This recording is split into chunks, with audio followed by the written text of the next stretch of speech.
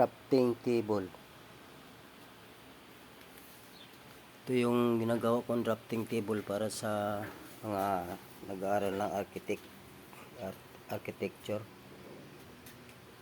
Ito ay sulit na pagkatrabaho. Matibay at saka pulido ang pagkatrabaho.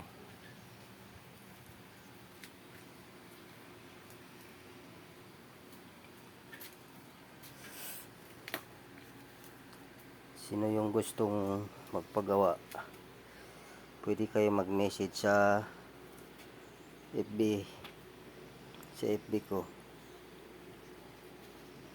Mura lang to. Yun, pagkatrabaho, pulido talaga pagkatrabaho. Ito ay adjust to. Yan.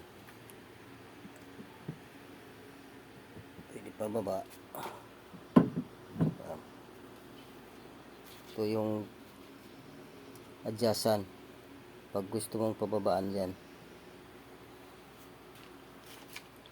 Kakapintura ko lang, i-varnish ko sana, pero mas maganda yung pintura kasi plywood lang.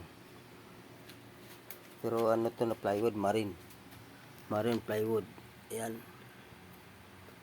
Pero sulit pagkatrabaho, pulido to pagkatrabaho. Mas kasi mahal yung nasa mga ano, tinignan ko yung mga doon sa mall, yung mga drafting table, ang mahal. Tapos hindi tulad ng ganito ginawa ko, na mayroong lagayan dito. Ito, lagayan to, magkabilaan to.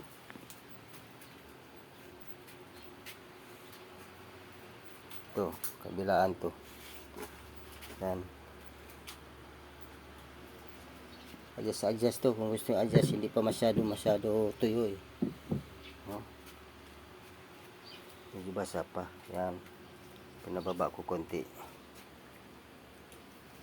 Pag gustong medyo mataas, ganoon mo lang o ayun. Yan, tumaas na siya. Tapos dito, ito yung table, dito siya magdo-drawing. Message lang sa FB ko kung sino yung gustong magpagawa. Mura lang to.